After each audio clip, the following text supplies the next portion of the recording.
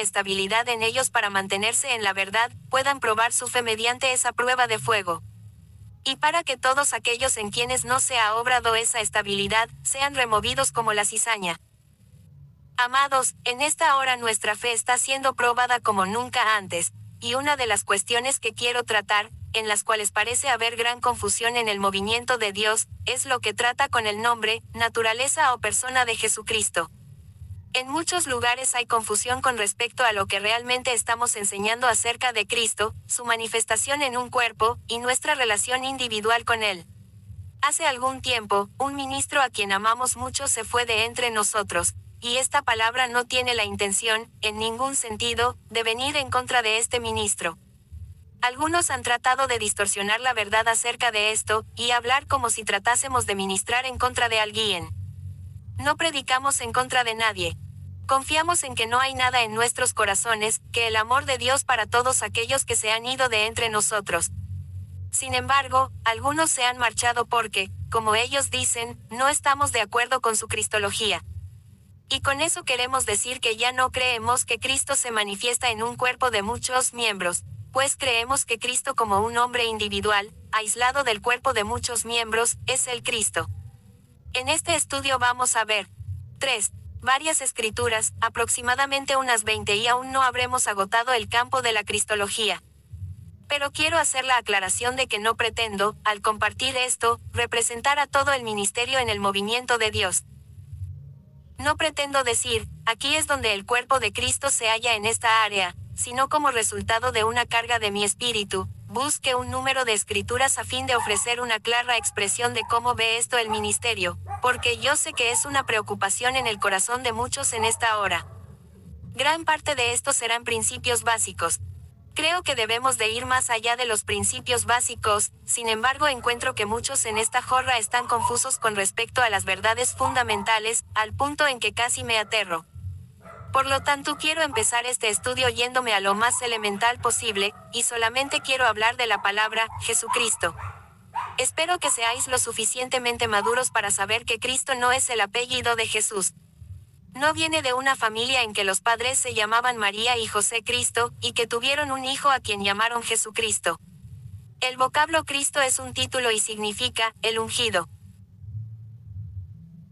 Es un título, como cuando decimos, General Jones, Captain Body, o Predicador Sam, y espero, antes de terminar este estudio, poner en claro que así como cuando decimos, General Jones, Captain Body, Predicador Sam, no implicamos que ellos son el único predicador, el único capitán, o el único general, que aunque Cristo tiene un lugar único como la cabeza de su cuerpo, tampoco es él, de acuerdo a la palabra de Dios, el único ungido. Antes de empezar a ver las escrituras pues veremos muchas, quiero decir que reconozco completamente, y esto convencido de ello desde el fondo de 4. Mi corazón, y en esta área puedo representar a todo el ministerio, de que Cristo tiene un lugar único como Señor y Salvador del mundo, y como la cabeza de su cuerpo de muchos miembros. Creo, absolutamente, que Él es la cabeza de su cuerpo, el cual es la iglesia. No me levanto nunca en las mañanas, sin orar en el nombre de Jesús. Nunca me siento a la mesa sin dar gracias a Dios por los alimentos, en el nombre de Jesús. Yo sé que Él es mi cabeza y sé que todo el ministerio sabe que Él es su cabeza. Y sé además, que Él seguirá siendo nuestra cabeza hasta la hora en que seremos hechos exactamente como Él. Y entonces podremos ver la escritura que habla de lo que sucede después. Yo creo que Él es la cabeza. Y creo en la importancia de tener una experiencia personal de su gracia, y una relación íntima con Él. Yo sé que esto que digo parece elemental, pero estoy sorprendido, pues me encuentro entre gente que yo creo que canta de Cristo como jamás he visto a alguien cantar. Cantemos a Cristo en la mañana, en la tarde, y cuando se pone el sol, cantemos, bendito sea el nombre de Jesús. También escucho a hermanos alabar el nombre de Jesús. Creo que estoy dentro de un ministerio y un pueblo que honran el nombre de Jesús como no he visto a nadie jamás, y sin embargo me asombra oír que hay quienes dicen que este ministerio y su pueblo no honran a Cristo como a la cabeza, ni se dan cuenta de la necesidad de una relación personal con Él. Pues quiero deciros que la base de la fe es una relación personal con Él. Cuando en un principio Dios me llamó al ministerio, el hombre que fue mi padre espiritual y me guió a Cristo originalmente, me obsequió un libro. El libro hablaba de un predicador en Escocia, y cuenta la historia del día en que este predicador fue ordenado. 5. Cuando predicó su primer sermón en la iglesia de un pueblito escocés llamado Drumtochty, y estaba elaborando el sermón haciendo uso de todos sus libros de teología. Escribió un manuscrito, tratando de hacerlo perfecto. Batalló y batalló, para conseguir una palabra teológicamente correcta, y finalmente el Espíritu de Dios empezó a tratar con él, y le recordó de cómo su madre, en su lecho de muerte, había hecho una oración. Ella estaba conmovida al saber que Dios había llamado a su hijo al ministerio, y le dijo: Hijo, siempre acuérdate de decir una buena palabra a Jesucristo. Por lo tanto predicó un sermón muy simple ese domingo en la mañana, que no estremeció al mundo entero, ni siquiera al mundo de Drumtochty, pero había vida en él, pues el mensaje simple de la gracia salvadora de Cristo fue levantado. Este hombre me dio el libro cuando fui ordenado, escribió lo siguiente en la primera hoja: Querido Joe, siempre recuerda decir una buena palabra a Jesucristo. Desde ese momento quise que ese fuese el fundamento de mi ministerio, siempre decir una buena palabra para Jesucristo, y guiar a la gente hacia una relación con Él. Cuando estudiaba en el seminario tuve un profesor de homilética, esa es una palabra difícil y rebuscada para predicar, que fue uno de los pocos profesores que tuve que poseía un conocimiento de salvación de Jesús, y llegó a ser uno de los más famosos predicadores luteranos en el mundo. Recuerdo cuando se dirigía a nosotros en la clase de homilética, y decía: Caballeros, no importa en qué forma empecéis un sermón, ya sea con un poema, con una ilustración, o con una cita de la Escritura, en cualquier mensaje que prediquéis, escudriñad a Jesucristo, y sobre todo recurrid a Él, pues Él es la esencia del Evangelio. 6. Quiero aseguraros que mis convicciones en esa área jamás han cambiado. Yo creo que para que lleguéis a alguna parte en Dios, habéis de tener una experiencia de su gracia salvadora, y una relación individual e íntima con Él como vuestro Señor y Salvador. Vayamos un momento al cap. 3. De HCH. Pues vamos a trabajar este punto en el comienzo para haceros ver que si creemos que Jesús es la cabeza del cuerpo. Vayamos pues a HCH. 3:16 de la mañana. Estoy seguro que la mayoría de vosotros conocéis el contexto de esta escritura. Pedro y Juan habían ido al templo La Hermosa esa mañana, donde a las puertas de dicho templo, encontraron a un hombre cojo que pedía limosna. Pedro dijo: Ni tengo plata ni oro, mas lo que tengo te doy, en el nombre de Jesucristo de Nazaret, levántate y anda. Hay muchos predicadores en esta hora que pueden decir: Ni tengo plata ni oro. Pero hay muy pocos que alcanzan unción tal que pueden decir: En el nombre de Jesucristo de Nazaret, levántate y anda. Como resultado de estas palabras, el hombre se puso en pie y fue sanado. Hubo gran asombro y espanto por lo que había acontecido. En el versículo 16 dice: Y en la fe de su nombre, a este que vosotros veis y conocéis, ha confirmado su nombre, y la fe que por él es, ha dado a este esta completa sanidad en presencia de todos vosotros. En su lengua original, el nombre de Jesus significa el Señor es salvación. No le pusieron ese nombre por accidente. Un ángel ordenó a su madre que así le pusiese. Dios le dio ese nombre porque esa naturaleza salvadora sería la naturaleza que él siempre manifestaría. Si hacemos una lectura elemental de las enseñanzas literales y simples, la palabra será 7. Aparente que Dios dio a la mayoría de los personajes bíblicos un nombre que va de acuerdo a la naturaleza que ellos manifiestan. Y cuando la palabra dice que el nombre de Jesús está sobre todos los nombres, significa que la naturaleza salvadora en él está sobre cualquier otra naturaleza en la tierra. En HCH 4:12 de la mañana, dice: Y en ningún otro hay salud, porque no hay otro nombre debajo del cielo, dado a los hombres, en que podamos ser salvos. Yo soy un predicador que sabe que Jesús es la cabeza, y cree en una relación personal, íntima y salvadora con él.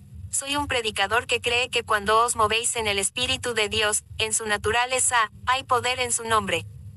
Hace muchos años fui invitado a ministrar, durante una semana de reuniones en una iglesia pentecostés. Fue antes que Dios nos hubiera llamado a este camino. En la segunda reunión esa semana, se me acercó un hombre, lleno de lágrimas, y me dijo: Hermano Joe, hace años Dios me llamó a predicar el Evangelio. Fui fiel y contesté al llamado, pero al empezar a moverme en mi ministerio, el diablo me siguió hasta atraparme en una horrible esclavitud que no era del Señor.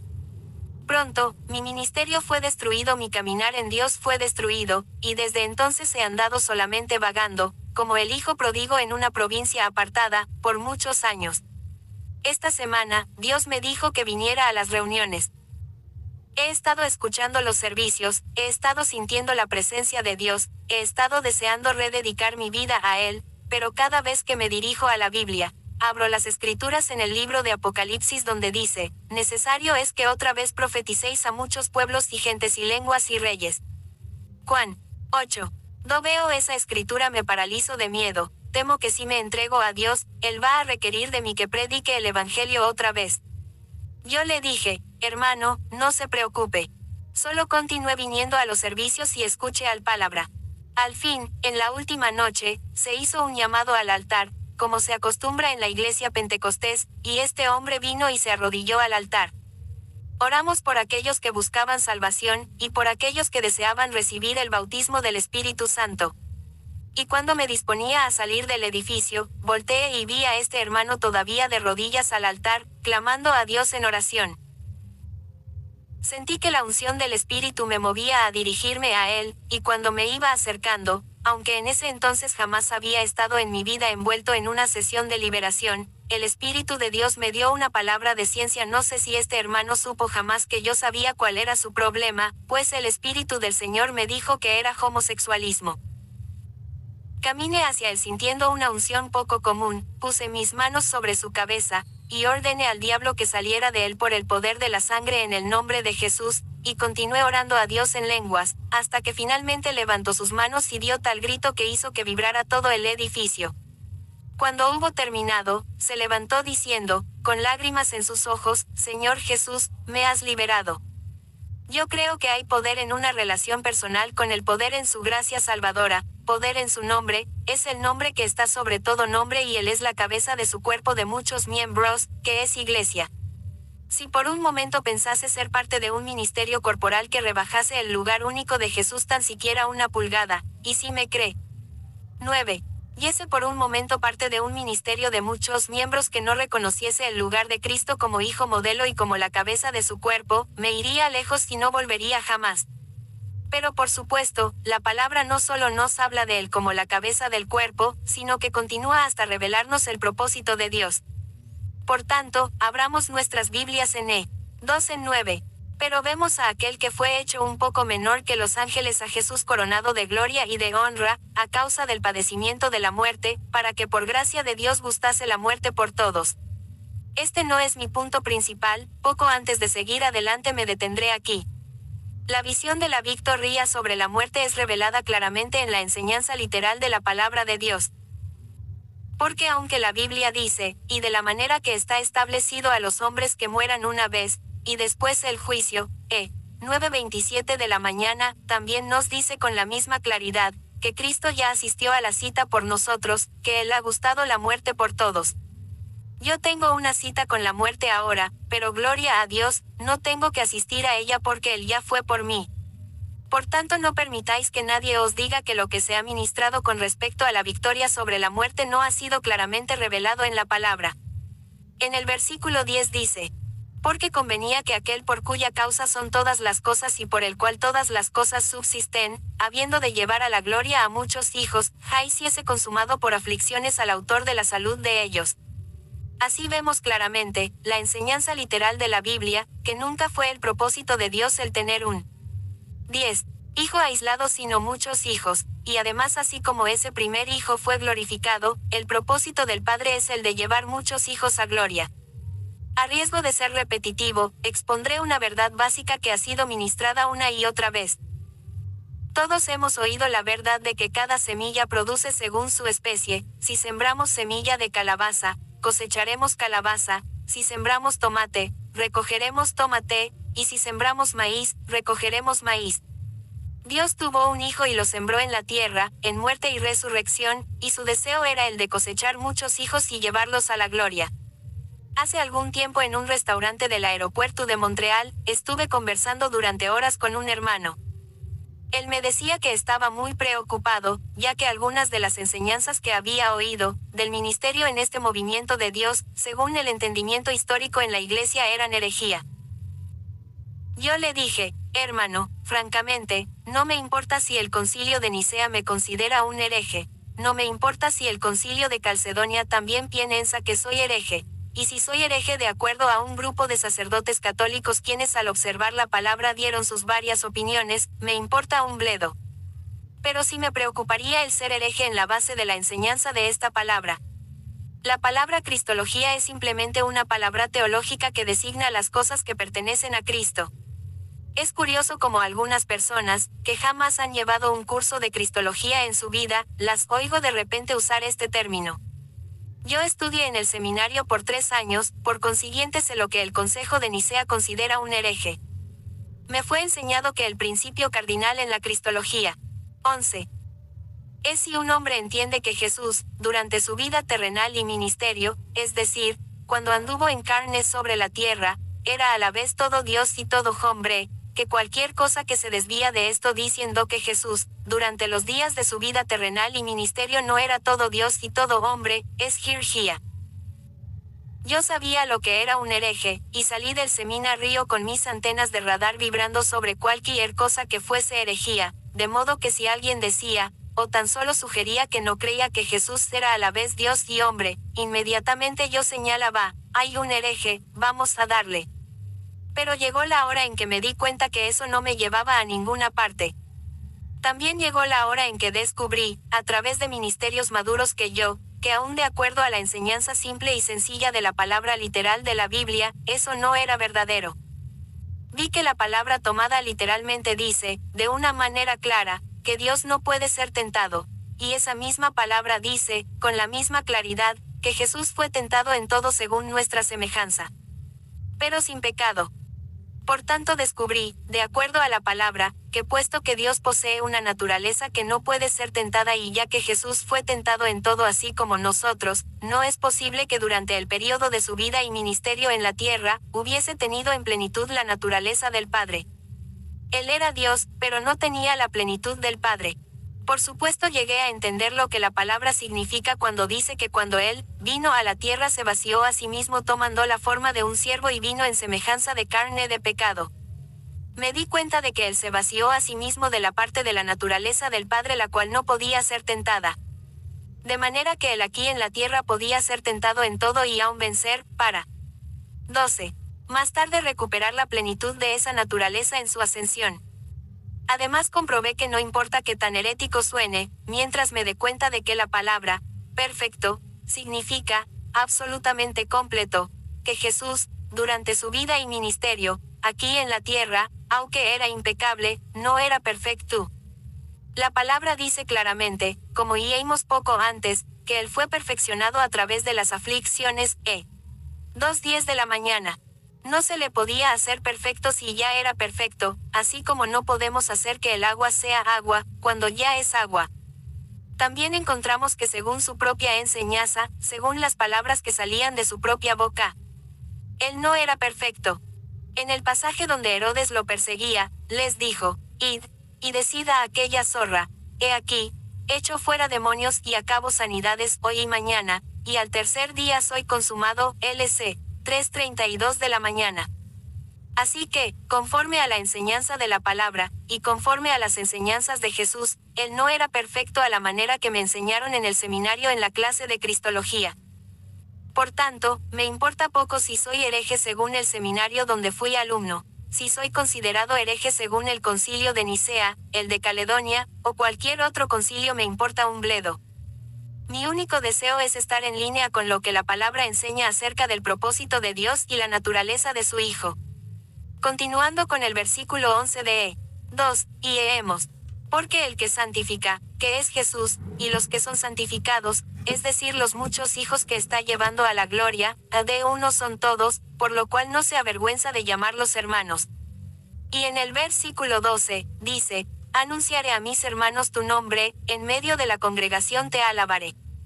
Esto pone en claro que conforme a la enseñanza literal de 13, La palabra, el propósito de Dios no es solamente el tener un hijo, sino muchos hijos, para traerlos a la gloria. Mas también dice que el autor de su salud, el que santifica, o sea Jesús, y los muchos hijos que son glorificados, tienen que entrar en unión unos con otros, unirse absolutamente, por lo cual Él no se avergüenza de llamarlos hermanos. Por lo tanto vemos, que el propósito de Dios, es producir muchos hijos y encauzarlos a participar de su gloria. Vayamos por un momento a capítulo 8 29 de la mañana 30, donde dice: porque a los que antes conoció, también predestinó para que fuesen hechos conformes a la imagen de su Hijo, para que Él sea el primogénito entre muchos hermanos. Y a los que predestinó, a estos también llamó. Y a los que llamó, a estos también justificó. Y a los que justificó, a estos también glorificó. Para profundizar en estos versículos, necesitaríamos un estudio especial. Nosotros no podemos escapar a la predestinación en la palabra de Dios, no podemos escapar a la elección divina. Yo, personalmente, creo que la elección divina va de acuerdo a la presciencia o predestinación de Dios, como leemos en el libro a los Romanos, que Él predestinó a los que se entregarían completamente a Él, y con base a ello, Él nos ha predestinado a nosotros y la palabra dice que Él los predestinó para cumplir un propósito, y este es, el ser hechos conformes a la imagen de su Hijo. Y a aquellos que son hechos conformes a esa imagen, serán llamados, y serán justificados, y a los ojos de Dios y su propósito final cumplido en ellos, serán glorificados, pues su propósito es traer muchos hijos a la gloria. Os diré pues, que gran parte de la confusión existente en el mundo y en los sistemas de la Iglesia. 14. Hoy, es con respecto a cuál es el propósito de Dios. Porque yo no encuentro ni una sola escritura en la Biblia, del Génesis al Apocalipsis, que diga que el propósito de Dios es salvar a la gente perdida de este mundo. Efectivamente, dice que Jesús murió por los pecados de todo el mundo, también dice que el Padre no quiere que ninguno perezca y que todo aquel que invocare el nombre del Señor será salvo. Pero no encuentro un solo versículo en la Biblia donde diga que todos serán salvos, o que su propósito es salvar a toda la gente perdida del mundo. Más lo que dice que es su propósito es el de hacer muchos hijos a su imagen. El llamado más alto al que podemos aspirar en este mundo hoy, es el de entrar en el ministerio del Espíritu de Dios por el cual Dios hará muchos hijos conformes a su propio corazón, exactamente como Jesús, hechos a su imagen. Este no es profundo misterio espiritual de la palabra, sino una enseñanza literal, clara y sencilla. Hay un dicho en el mundo, cuando hablamos de imágenes, según el cual, la cámara fotográfica no miente. Y así cuando una cámara toma nuestra fotografía, la imagen impresa en el rollo será nuestra propia imagen. Recientemente tuve que tomarme algunas fotografías y descubrí que la cámara sí puede mentir, porque el revelador puede tomar el rollo a la oscuridad y distorsionar la imagen. Y eso es lo que hace el diablo, trata de llevarnos a la oscuridad y distorsionar la verdadera imagen. Necesité tomarme algunas fotografías para obtener una visa a Sudáfrica, y para renovar mi pasaporte, y algunas más para sacar mi licencia de conducir en el estado de Texas. Aparentemente mi esposa y yo tuvimos gran desacuerdo en mi imagen porque cuando recibí mis fotografías dije, gloria a Dios, esta es la fotografía en que he salido mejor. Mi esposa la vio y dijo, es Jo. 15. Horrible. Así que pudo haber desacuerdo en cuanto a la imagen, pero si nos miramos en un espejo, bajo este brillante sol de Texas, veremos la reflexión exacta de nuestra imagen. Todo se reflejará, las patas de gallo, las canas, el gran estómago, todo aparecerá en el espejo. El propósito de Dios es el de hacer muchos hijos exactamente como su hijo modelo. No que tengan que parecerse físicamente a Jesús, en lo natural, sino que tengan exactamente su misma naturaleza. Cumplirán el propósito de Dios al ser hechos conformes a su imagen. Para enfatizar esto, y el propósito de Dios en esta hora, empezaremos en 1 Co. 1:21 de la mañana 24, porque creemos que habla de un gran problema que existe a nuestro alrededor y que es pertinente todavía en esta hora. Pablo dice, porque por no haber el mundo conocido en la sabiduría de Dios a Dios por sabiduría, agradó a Dios salvar a los creyentes por la locura de la predicación. Porque los judíos piden señales, y los griegos buscan sabiduría. Mas nosotros predicamos a Cristo crucificado, a los judíos ciertamente tropezadero, y a los gentiles locura. empero a los llamados, así judíos como griegos, Cristo potencia de Dios y sabiduría de Dios. Ahora pongamos en lenguaje sencillo y cotidiano, lo que Pablo está diciendo aquí. Él dice, a Dios es muy listo, y en su gran sabiduría ha decidido que ningún hombre va a conocerle a través de la sabiduría natural del mundo. Dios ha dicho que el hombre va a ser salvo, no a través de un intelecto brillante o una mente aguda e inteligente, sino a través de la locura de la predicación, y continúa diciendo, batallamos para predicar el Evangelio, batallamos para que se reciba la palabra porque, primero que nada, 16. A los judíos, que piden señales, siempre quieren ver una maravilla o un milagro, y un hombre muriendo en la cruz no parece ser una señal muy poderosa, ellos no creen en el milagro de la resurrección. Por lo tanto, predicar a Cristo es para ellos tropezadero, porque lo que ellos quieren ver es una gran demostración, un milagro sobrenatural del cielo, para probar que somos mensajeros de Dios. Y entonces dijo, por otro lado tenemos a los griegos, a quienes también es difícil predicarles. Ellos no se interesan en milagros, pues no creen en ellos. Los griegos se educaron en las enseñanzas de Sócrates, Platón y Aristóteles, y lo que ellos buscan es la brillantez de la mente natural, la sabiduría del intelecto natural. Así pues, el Evangelio para ellos es locura, lo consideran cómico. Pero añadió, continuamos predicando, porque aquellos que son llamados, cuando oyen la palabra de la cruz, se manifiesta en ellos el ungido, Cristo, que es a la vez la potencia y la sabiduría de Dios. Y os diré una cosa, amados, espiritualmente hablando todavía tenemos ese problema cuando predicamos la palabra.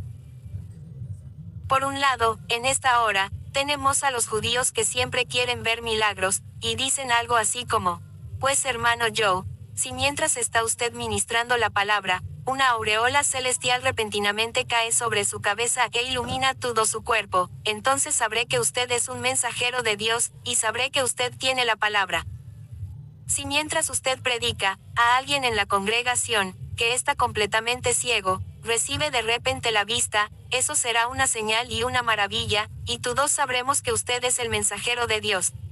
Si usted se dirigiese a un desconocido que está sentado en la 10ª fila de la congregación, y le dice, hermano, Dios sabe quién es usted, y le dice su 17.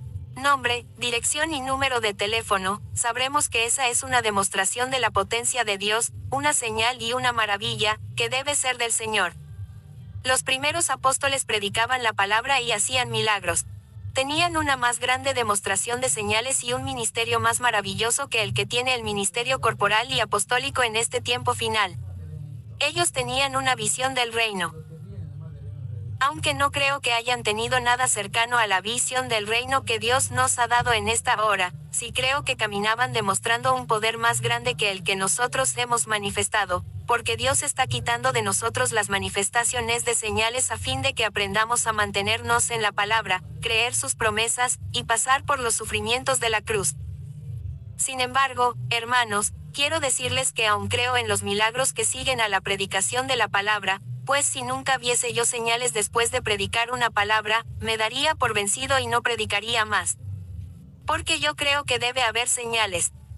Ministré esta palabra Canton, Ohio, hace algunas semanas, y al final del servicio, durante las alabanzas, un hermano se acercó apresuradamente al frente del salón, con lágrimas en sus ojos y diciendo que quería recibir a Jesús. Él fue salvo esa noche. Al acercarnos los ancianos a su alrededor, el Espíritu de Dios cayó sobre él. Oramos por él y empezó a orar en lenguas, siendo así bautizado en el Espíritu Santo, y esta fue una señal que siguió a la palabra, manifestando el mover del Espíritu.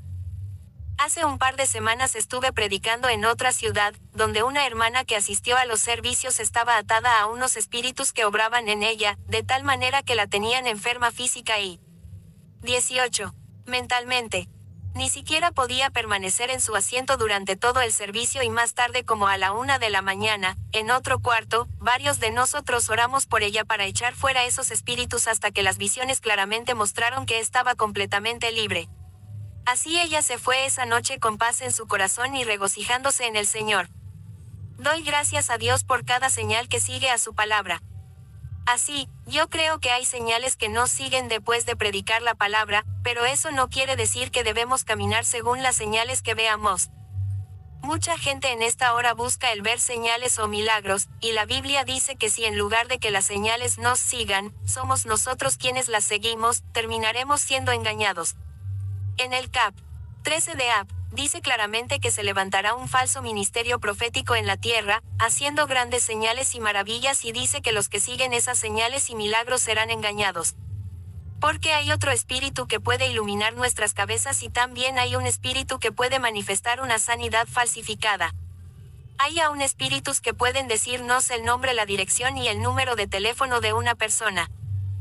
Todavía hay quienes buscan señales. La predicación de la cruz es para ellos una piedra de tropiezo, y dicen así: no, yo no quiero oír el mensaje de la muerte al yo, no quiero saber que tengo que llegar al fin de mí mismo. Quiero oír algo que bendecirá mi carne con una gran manifestación visible. Pero por otro lado también existen griegos en nuestro medio. Tenemos aquellos que han recibido la palabra por revelación del Espíritu de Dios, y después ya no están en la unción de Dios, vuelven a 19. Ella para analizarla con su mente o intelecto natural. Y esto es muerte para ellos, puesto que no es posible conocer a Dios mediante nuestra sabiduría natural.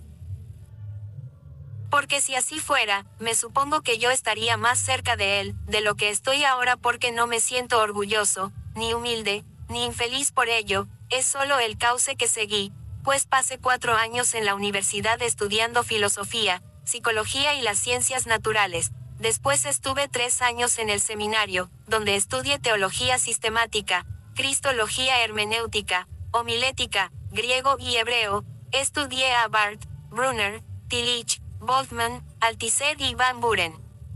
Y esto no me llevó a ninguna parte en absoluto, hasta que Cristo me bautizó en el Espíritu Santo, porque que yo sepa, no podemos llegar a su verdad por la operación del intelecto natural. Para quienes tratan de hacerlo, el mundo entero viene a ser algo absurdo.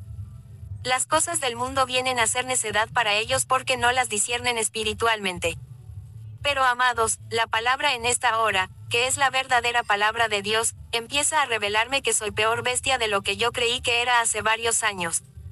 Podemos probar cualquier palabra que salga del púlpito en esta hora, si es Dios o no, viendo si el corazón del mensaje es la cruz. Es a través de la cruz que Dios va a llevar muchos hijos a la gloria y los hará perfectos por medio de sus sufrimientos.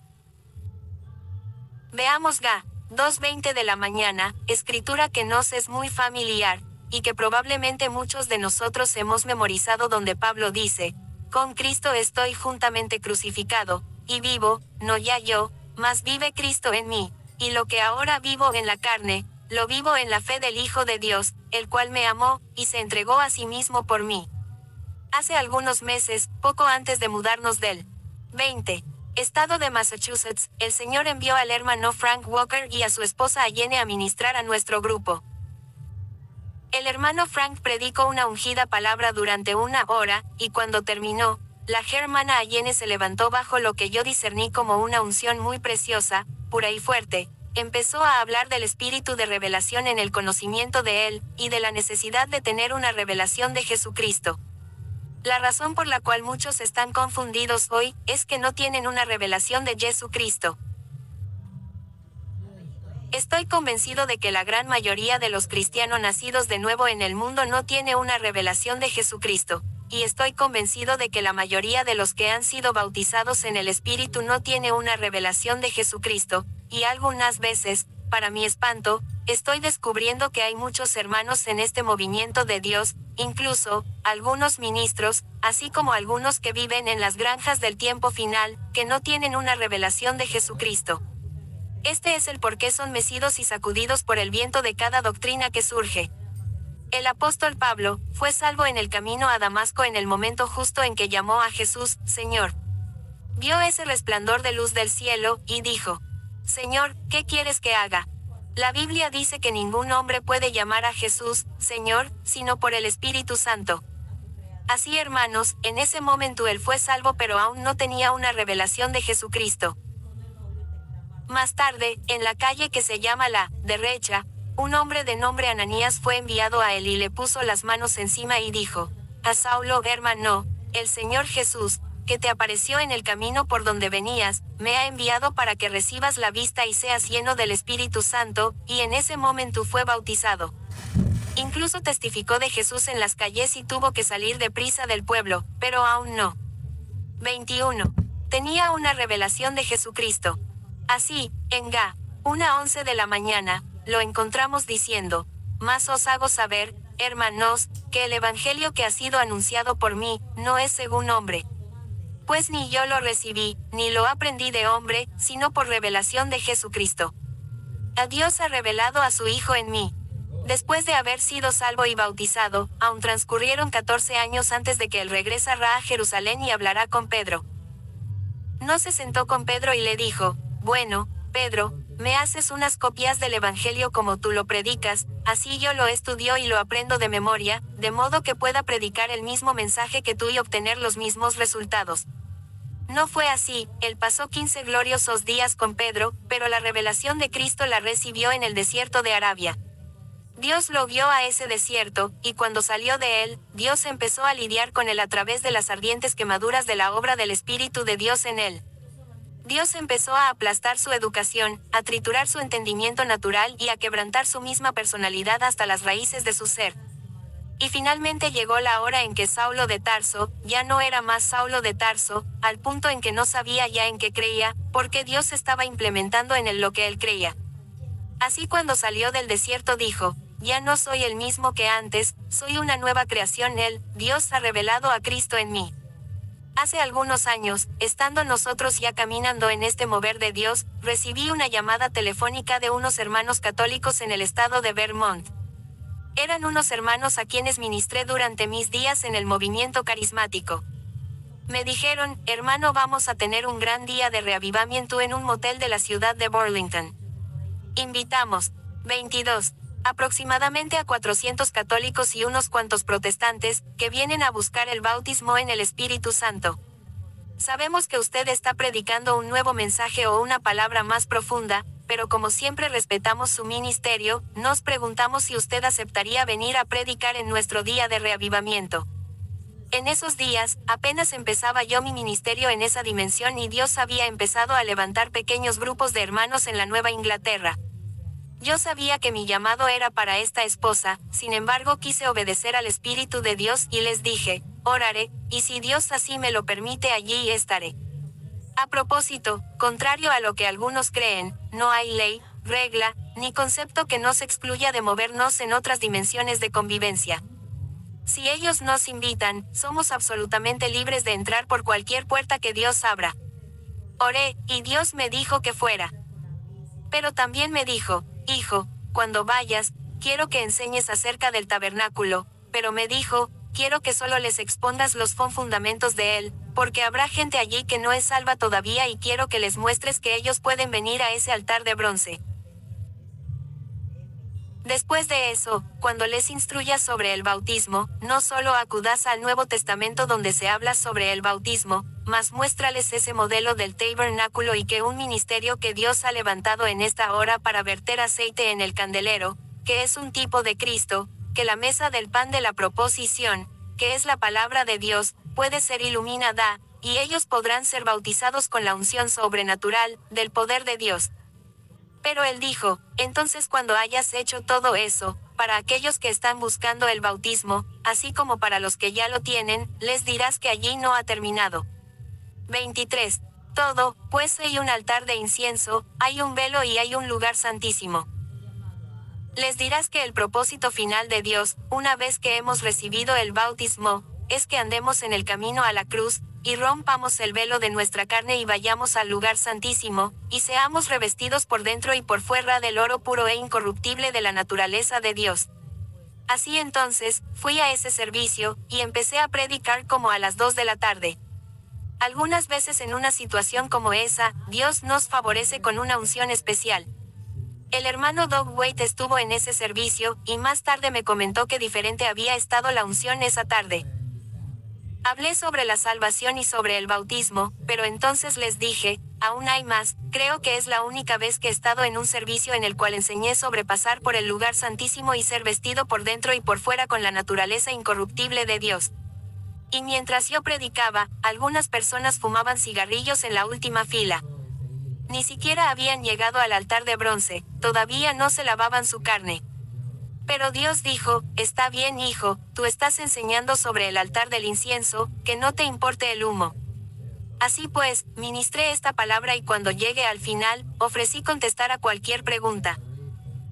Había en la congregación 2 predicadores de la iglesia de Pentecostés y aunque yo no lo mencioné de alguna manera entendieron en el espíritu, que yo no creía en el rapto antes de la tribulación y me hicieron el favor de preguntarme por qué, lo cual me permitió empezar a trabajar en otras cosas. Otra vez, yo la unción del Señor empecé a revelar algo de lo que vendrá sobre el mundo y porque Dios está bautizando a su pueblo en el Espíritu Santo y que es lo 24. Que está haciendo en esta hora, y hablé hasta las 6 de la tarde. Finalmente fuimos al cuarto contiguo y oramos como por 100 personas para que recibiesen el bautismo del Espíritu. Esto puede parecer una exageración evangelística, pero al menos guiamos a un buen número de ellos al bautismo del Espíritu y permanecí allí contestando preguntas hasta las 2 de la mañana. Y es ahora, cuando me disponía a salir y estaba pensando en las 4 horas que tenía que conducir mi automóvil bajo tormenta de nieve, una joven de 20 años de edad me detuvo en la puerta y me dijo, hermano Joe, ¿puedo hablar con usted solo un minuto? Le contesté que sí y me dijo, soy una estudiante de la Universidad de Vermont, y hace como 2 semanas fui bautizada en el Espíritu. Ni siquiera había tenido 3 días con el bautismo, cuando Dios me dijo que había algo más. Yo le pedí que lo mostrará, y esta tarde en la reunión, cuando usted empezó a hablar sobre el lugar santísimo, el Señor me habló y dijo, eso es de lo que te hablaba. Ella empezó a escribirme cartas, y en una de ellas me decía, hermano Joe, quisiera saber si está usted dispuesto a venir a nuestra escuela y reunirse en uno de los dormitorios, con 5 o más de nosotros que hemos leído algunos libretos sobre el tiempo final y tener un servicio. La mayoría de nosotros ya recibió el bautismo en el Espíritu y queremos hacer algunas preguntas. Y así un día me dirigí hacia esta universidad, y estoy por decirles, que allí murió mi simpatía por esos padres que quieren enviar a sus hijos a la universidad y si ni siquiera se han parado en ninguna de esas escuelas por 20 o 30 años y en sus mentes ingenuas piensan que la universidad es lo que fue en los años 50. Al pasar por aquellos pasillos vi a estudiantes bajo los 25. Efectos de las drogas y la música de rock retumbaba en las paredes, tuve que atravesar toda esa jungla para llegar al pequeño dormitorio donde había como 15 estudiantes sentados en el piso, y 2 profesores. Uno de ellos era profesor de poesía y me lo presentaron de la siguiente manera, este hombre es uno de los poetas más famosos de los Estados Unidos. Ahora puesto que yo no leo poesía del siglo XX, no conocía su nombre, pero traté de parecer como si me hubiera impresionado, y le estreché las manos, porque sabía que él tampoco había oído de mi nombre antes. Nos sentamos, tuvimos unos momentos de oración y finalmente el poeta habló y dijo, quisiera preguntarle algo, ¿me puede decir cuál es su horario y a qué se dedica? Le dije un poco sobre el horario que había tenido sobre las últimas 2 semanas y el que tendría la semana siguiente. ¿Quiere decir que usted viaja así por todas partes? Sí, le dije, y cuando viaja predica cada noche. Sí, casi todas las noches. ¿Qué tanto tiempo predica? Bueno, no se me conoce como un predicador breve. Por ello general me llevo 1 hora de calentamiento, y otra hora para que se me acabe la cuerda. ¿Hace eso, noche tras noche? Sí, le contesté. Yo no podría hacerlo. ¿Cómo que no podría usted hacerlo? Bueno, físicamente no podría. Simplemente me desplomaría si lo hiciera. Súbitamente sentí en el espíritu decirle, hermano, la razón por la cual algunas personas padecen colapsos nerviosos, la razón por la cual se hunden mental y físicamente, la razón por la cual escapan de la vida con pastillas y botellas de vino, es porque sus vidas no se integran a nada más que a sí mismos. Cuando logre integrar su vida a algo que no sea usted mismo. 26. Ese propósito al cual su vida se integre, estará en el fondo de su mente en la noche al ir al acostarse y en la mañana al levantarse. Además, cuando ese propósito se centre en el Señor Jesucristo y en una relación con el poder de su Espíritu, tendrá una fuerza que va más allá de la fuerza natural. Y continué diciendo, a veces pienso que soy la criatura más perezosa de la tierra. Si hablamos de una bestia perezosa, hermano, le diré que si yo hiciera lo que quisiera, dormiría 10 horas en la noche y una siesta de 1 hora en la tarde. A veces me pregunto si nací cansado y aún no logro descansar, pero he comprobado que no es más que la pereza de mi naturaleza bestial. Y en momentos en que me siento muy presionado, empiezo a ver que hay una fuerza más allá de mi propia fuerza. Cuando terminé de hablar, miró rápidamente su reloj y dijo, es muy interesante, pero ahora me doy cuenta que me he demorado media hora para mi cita con el doctor, y así salió corriendo del cuarto. Más tarde me dije, Ron, el espíritu lo clavó a la pared. Ese hombre tiene mucho éxito, pero pasa por depresiones que no puede entender. Cada vez se esconde más y más en el vino. El doctor de quien hablaba era un psiquiatra. Y añadieron, y otra cosa, se aterra completamente cuando alguien habla del nombre de Jesucristo con autoridad. Y así, continué compartiendo la palabra con ellos esa tarde y al final el profesor de arte habló y dijo, ya ha sido una tarde fascinadora. Jamás había oído nada parecido. Usted ha contado historias que me han conmovido. Pero tengo un problema, me es difícil comprenderle, y creo que la razón que tenemos orientaciones diferentes. Mi orientación es la del cuáquero, asterisco. Mi orientación es la del cuáquero, asterisco 27. Asterisco individuo de una secta religiosa inglesa fundada en el siglo XVII. Distinguíase por una exagerada severidad en sus costumbres y por un confuso entusiasmo religioso demostrado con temblores y contorsiones hoy ya perdido. Se conserva esta secta todavía en la América del Norte, con filiales extendida en diversos países. Inmediatamente el Señor me guió a decir, hermano, permita que le cuente. La única orientación que tuve hasta los 18 años fue guía de un paganismo feliz. Caminé en el dominio de la carne y nada más que de la carne, pues eso es todo lo que yo sabía. Entonces descubrí a los 18 años a Jesucristo como mi Señor y Salvador, ni siquiera yo andaba buscando, simplemente se introdujo en mi camino y me interrumpió rudamente, y llegué a conocerlo como mi Salvador. Y durante 7 años mi orientación fue el presbiterianismo evangélico. Entonces conocí al mismo Jesús como el bautizador en el Espíritu Santo, y por 7 años después de esto mi única orientación fue la de un neopentecostalismo en lo que se llama movimiento carismático, y solo hace un par de años, Dios me puso bajo un ministerio que habla con una unción como no se ha visto jamás. Y tuve testimonio en lo profundo de mi ser de que esa unción era la misma unción del Espíritu Santo en el cual había sido bautizado antes. Creí el mensaje que predicaban porque la palabra fue real en mí, sentí un testimonio en mi espíritu. Empecé tratando de caminar como ellos y aún ministrar sobre lo que ellos enseñaban, y debido a esto empecé a pasar por luchas que nunca antes había experimentado. Las personas con las que yo fluía se dividieron, la mitad se fue por un lado, la otra mitad por otro. El ministerio con el cual había caminado y a quienes consideraba más maduros que yo, me dieron a espalda y decidieron que todo era una decepción. Me encontré un día con que era considerado un falso profeta por casi todas las perso. 28. Nas, a quienes yo había ministrado. Y de repente me encontré sin ministerio y en una total confusión, enteramente sin saber a dónde ir. Y en absoluta depresión clamé a Dios y dije, Señor, ya ni siquiera sé en qué creo. Y le dije, hermano, en esa hora en algo casi como la voz perceptible de Dios, de una manera en que nunca antes había oído, Dios me dijo, hijo, eso es maravilloso. Está bien que no sepas ya en qué creer porque estoy a punto de llevarte al fin de ti mismo, para poder verter en ti lo que yo creo. En ese momento empecé a tener una revelación de su Hijo en mí. La palabra que predico en esta hora, no la aprendí en ningún seminario, ni se me enseñó en la escuela dominical, no es un evangelio de hombre, no lo aprendí en la iglesia denominacional. Si no fuera por unos padres espirituales maduros, yo no lo tendría. Sin embargo, no me fue enseñado por hombres, mas me vino por revelación de Cristo. Dios ha revelado a su Hijo en mí. En esta hora, no es preciso que entendáis toda la teología ni que seáis un ministerio de revelación, pues la mayoría de vosotros no ha sido llamado para ello. Podéis confiar en ese seguro testimonio interno de Dios, a la palabra que escuchéis, sin embargo debéis tener una revelación de Cristo. La razón por la cual muchos están confundidos hoy, es que no han llegado a tener tal revelación. Dios no tiene nietos.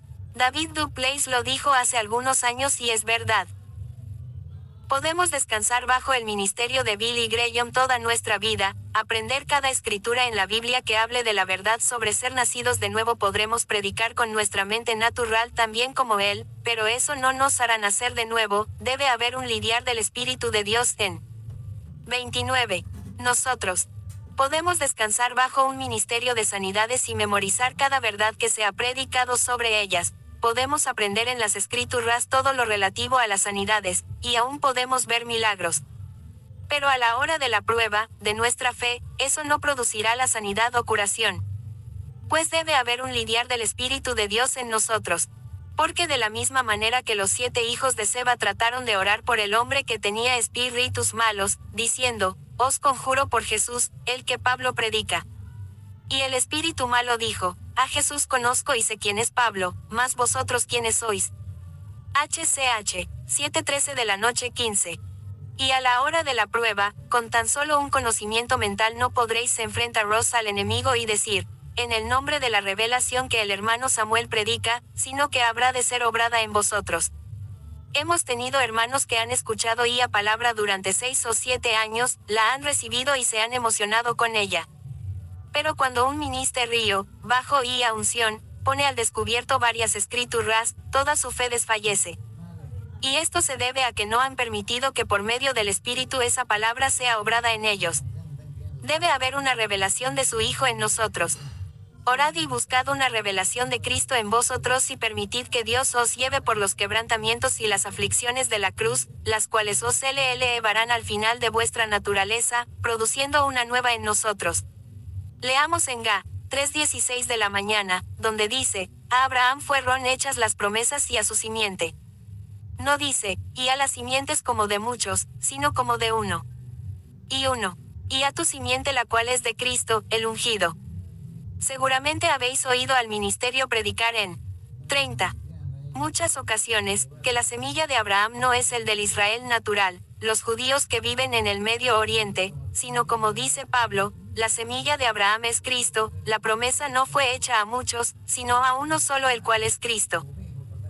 Sin embargo, trasladándonos al libro de Génesis encontramos que cuando Dios le promete la simiente, nos da la impresión de que se refiere a muchos porque Dios dice, Abraham, mira ahora a los cielos, y Abraham vio muchas estrellas en el cielo.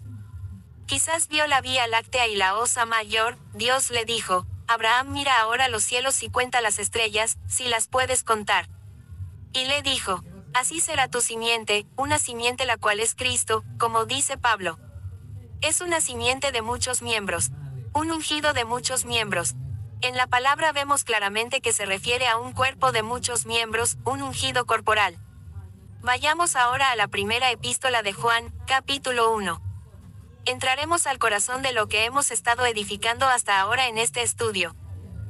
Espero haber establecido ya que el propósito de Dios es el de hacernos conforme a la imagen de su Hijo. Os hemos tratado esto en la enseñanza literal de la palabra. Hemos visto que el propósito de Dios no es solamente tener un hijo, mas de llevar muchos hijos a la gloria.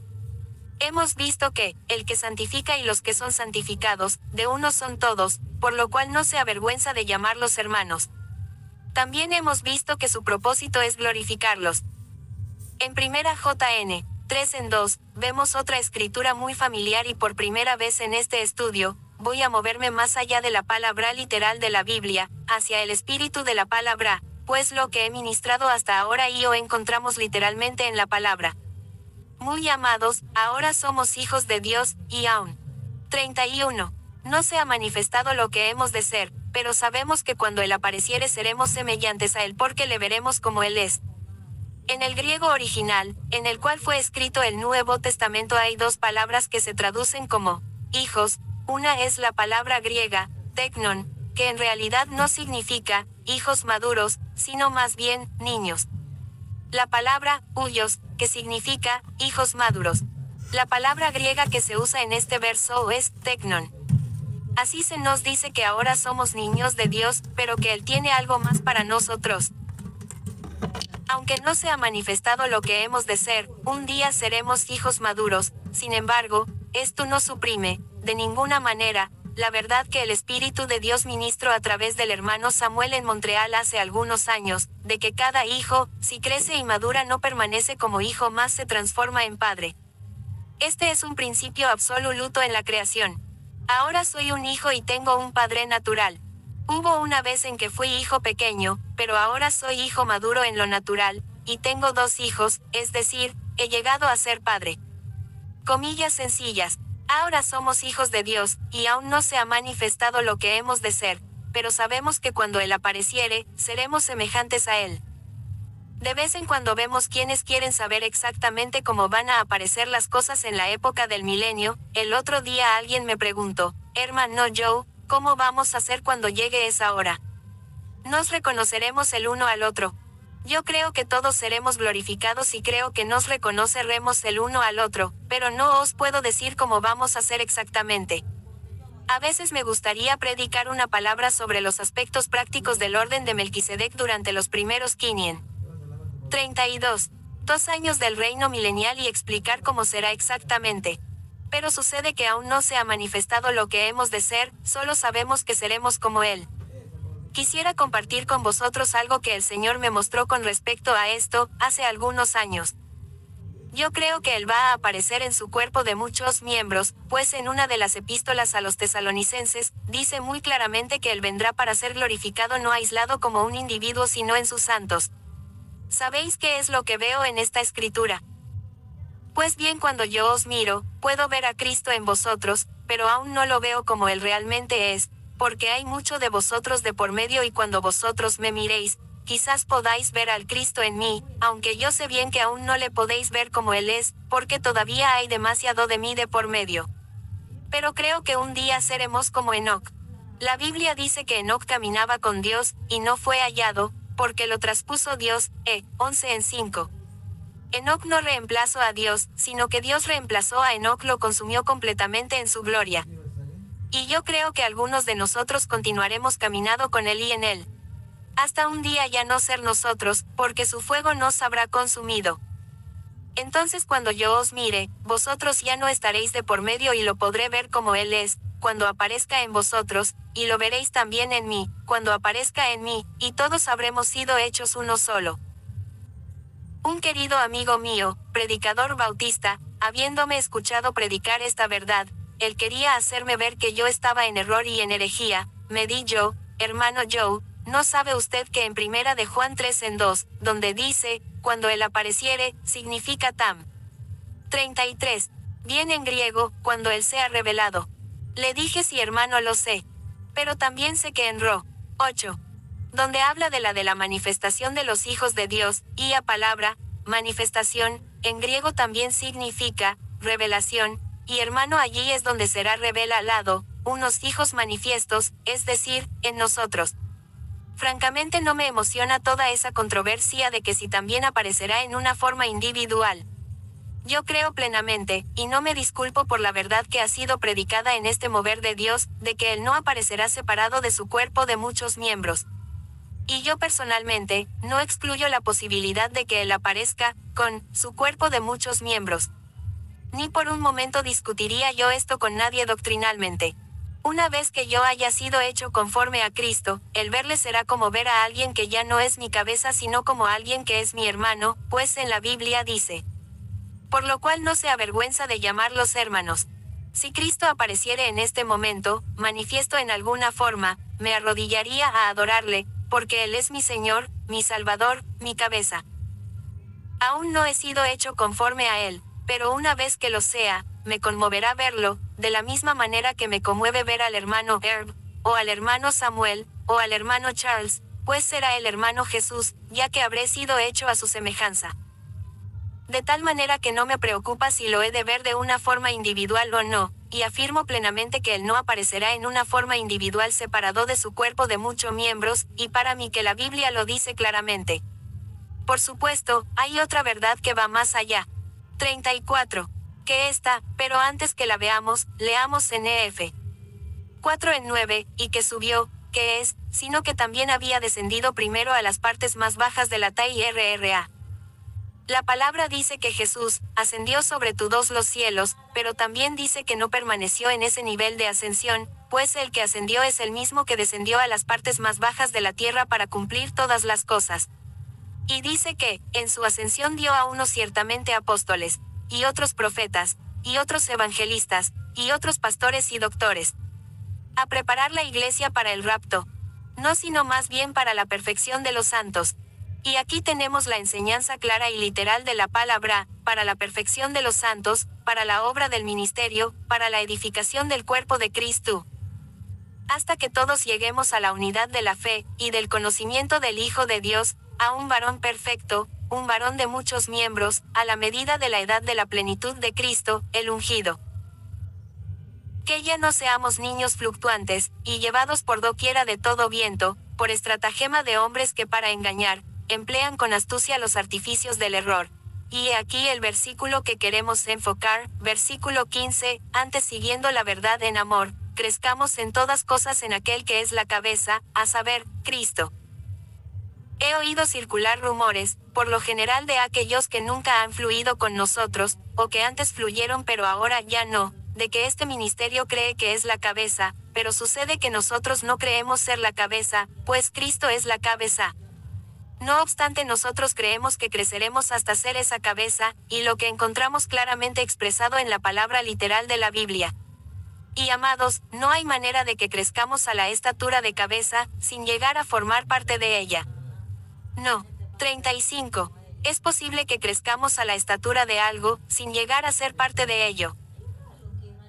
Por lo tanto, hay algunos de vosotros, quienes están en la mujer, o sea en la congregación, que no han sido ungidos para el ministerio quíntuplo, y algunos de vosotros, jamás lo seréis porque ese no es el llamado en vuestras vidas, y sin embargo creo que podréis caminar así a la perfección, sin haber sido jamás parte de ese ministerio.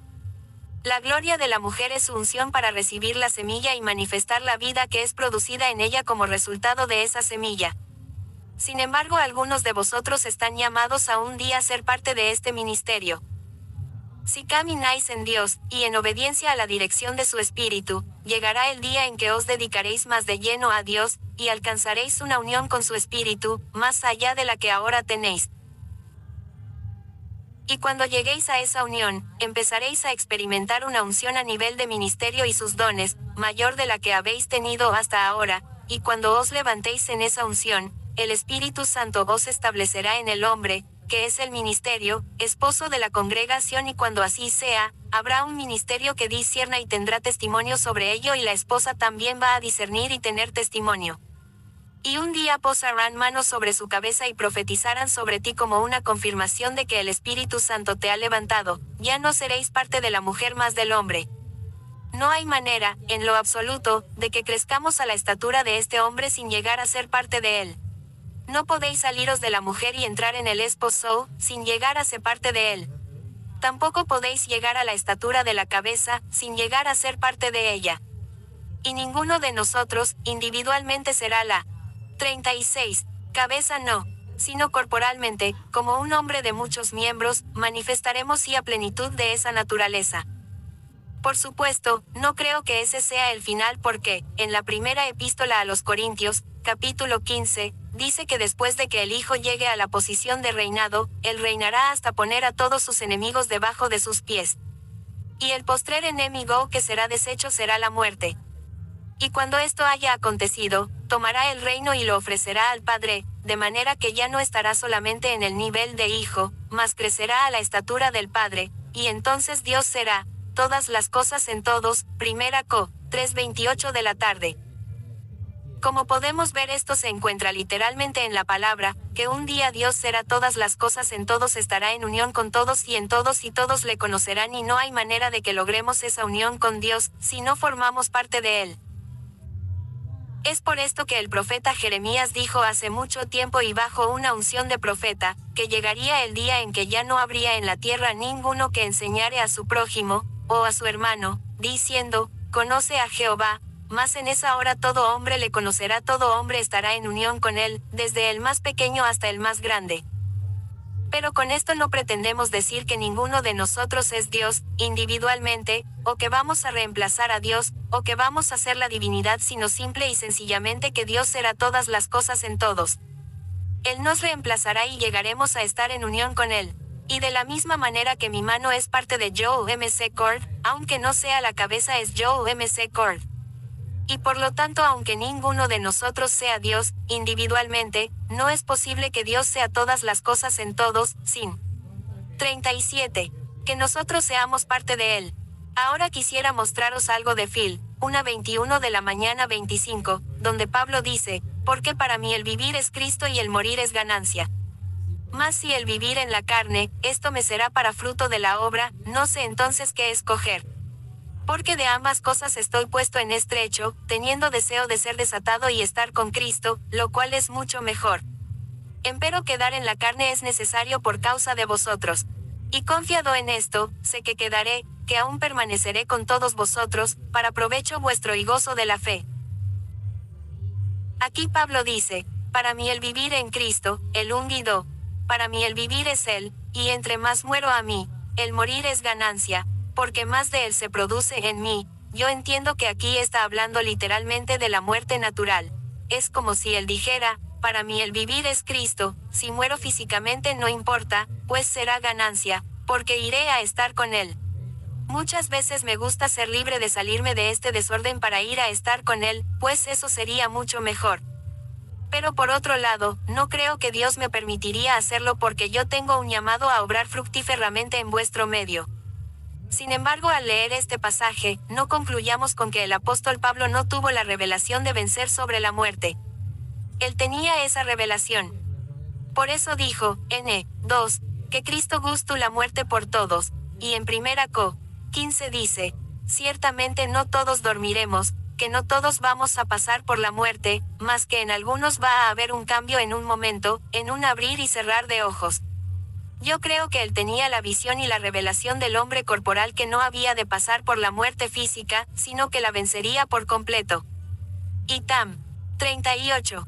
Bien creo que llegó el momento en que él vio, en el espíritu, que esto no sucedería en el tiempo en el que él vivía, porque vio que ese cuerpo de muchos miembros en su día, no estaba a nivel de entender esta revelación. Si ni siquiera su compañero de ministerio, el apóstol Pedro, pudo entenderla, mucho menos el pueblo. Pedro dijo, hablando de las epístolas de Pablo, que en ellas, hay algunas cosas difíciles de entender. Pablo quiso decir, tengo una revelación de la victoria sobre la muerte, pero he llegado a ver que quienes me rodean no están aún listos para caminar hacia la plenitud de ella. Por lo tanto, muchas veces me gustaría ser desatado y estar con Cristo, lo cual es mucho mejor, empero queda en la carne es más necesario por causa de vosotros.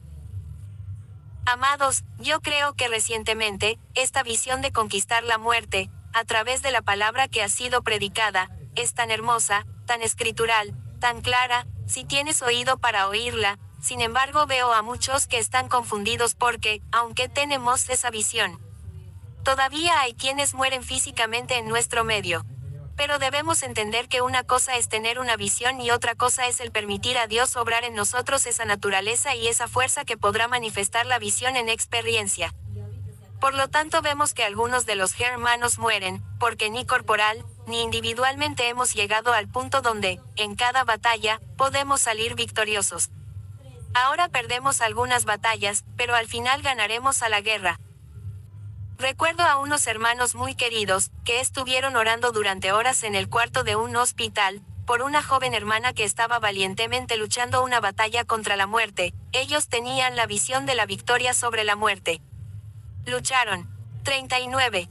La batalla larga y duramente, en el espíritu, pero aún así ella murió físicamente y pasó al otro lado del velo. En casos como estos, algunos se han confundido y dicen, si tenemos la visión, ¿por qué no ganamos la batalla?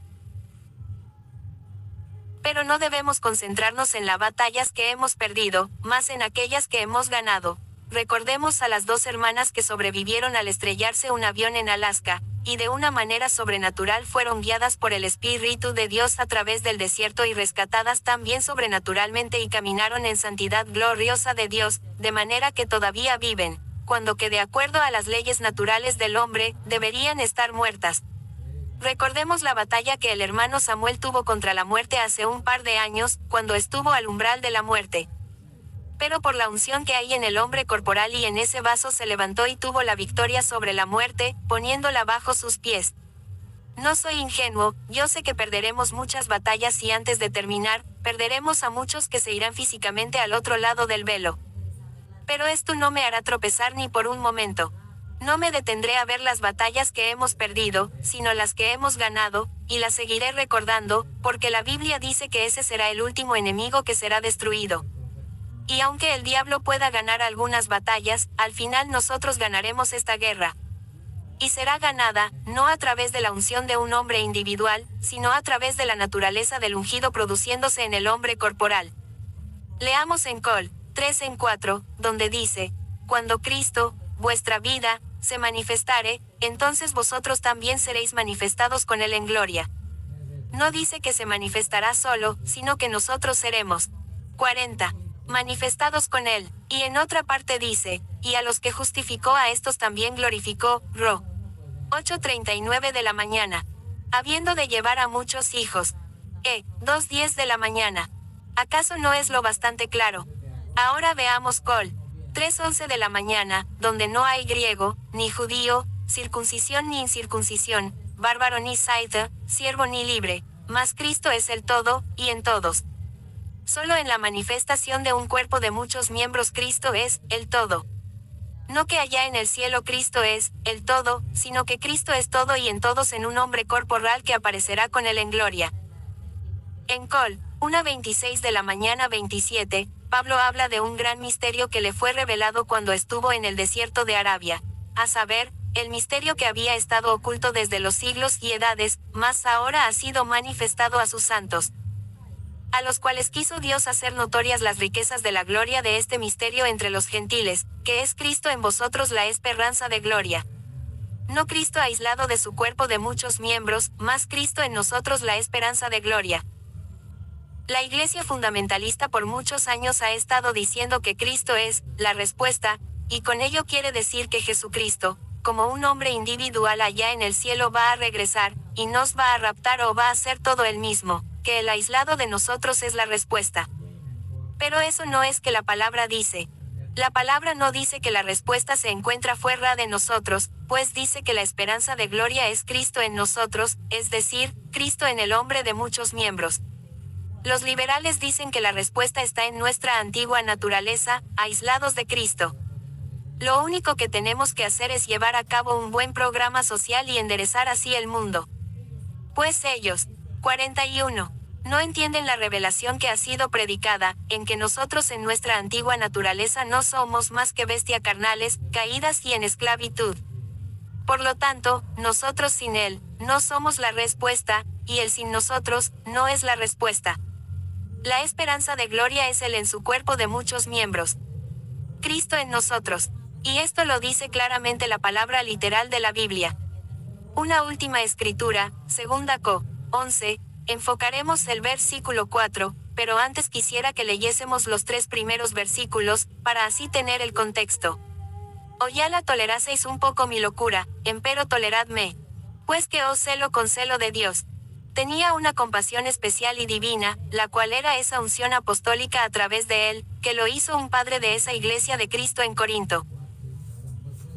Le doy gracias a Dios que ha levantado no solo un padre individual, sino un ministerio de padre corporal, y cuando ellos suben al púlpito y os exhortan y suplican y os revelan esta palabra y os advierten de manteneros bajo la cubierta, con un poco de discernimiento sabremos que lo que está manando de ellos es una compasión pura, porque esa naturaleza de padre en ellos tiene un celo divino por nosotros.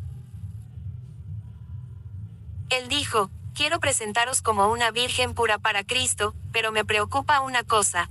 Temo que como la serpiente engañó a Eva con astucia, hay quienes visitarán la iglesia de Corinto y predicarán en otro espíritu y no en el Espíritu Santo que hizo reales esas verdades en nosotros y os traerá un evangelio diferente al evangelio del cual tuvisteis testimonio en un principio y aún predicarán otro Jesús usando la palabra Jesús, mas será un Jesús diferente al que hemos predicado.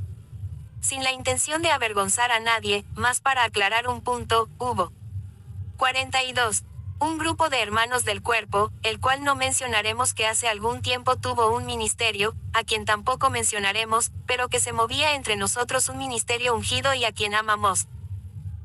Pues bien, este ministerio vino a este grupo de hermanos y les empezó a hablar contrariamente a la palabra que había sido hecha real en ellos en el pasado, y a señalar diferentes aspectos en que este ministerio estaba engañando y las diferentes áreas en que el movimiento de Dios se encontraba en error. Y se estaba moviendo un espíritu el cual no eran lo suficientemente estables y maduros para discernir, dejándose influenciar pronto de todo lo que él decía. Para cuando él se fue, 2 de esos ancianos habían sido totalmente cambiados con este punto de vista. Pocas semanas después el Señor envió a un hermano del ministerio. Cuando este hermano aterrizó en el aeropuerto y de allí llamó a los hermanos de ese pueblo, uno de los ancianos recibió la llamada bastante fríamente y le dio el número de teléfono de otro anciano. Le dijo, tal vez él lo pueda ir a levantar. Llamó al otro anciano y este vino a recogerlo al aeropuerto. Inmediatamente este hermano pudo discernir que algo andaba mal, pero no dijo nada. Solamente compartió a Cristo en el camino al servicio. Esa noche oró antes del servicio y Dios le dijo: simplemente ministra la palabra que te he dado, no trates de predicar a la situación. Así se levantó y predicó, y a mediación de su palabra uno de los ancianos prorrumpió en lágrimas, y fue quebrantado ante sus ojos. Más tarde, cuando terminó el servicio, ese anciano se acercó a este ministerio y le dijo: hermano, este otro hombre vino y empezó a darnos escritura tras escritura de la Biblia, alegando y tratando de probar que todo el ministerio está engañado y que el movimiento de Dios está en error. Más tarde, cuando terminó el servicio, ese anciano se acercó a este ministerio y le dijo: hermano, este otro hombre vino y empezó a darnos escritura tras escritura de la Biblia, alegando y tratando de probar que todo el ministerio está engañado y que el movimiento de Dios está en error. 43. Y continuó diciendo: lo escuchamos, para cuando acordé ya estaba yo aceptando sus argumentos, porque algunos no entienden que no es solo la operación del intelecto natural, sino la de un espíritu gigante, y que nos encontramos en una guerra.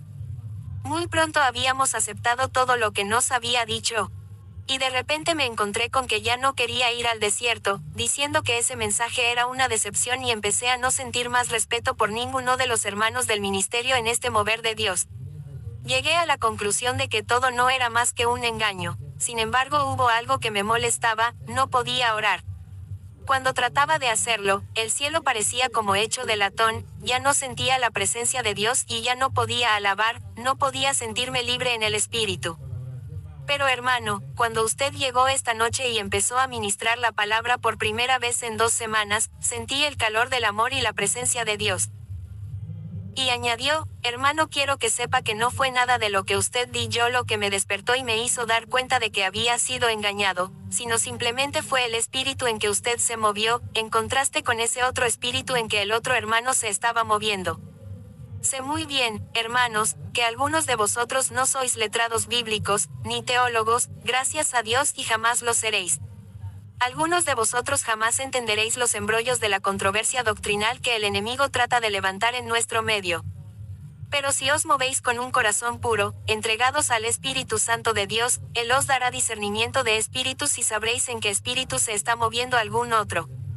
Pablo dijo: temo que algunos de vosotros recibiréis otro espíritu del que habéis recibido, u otro even.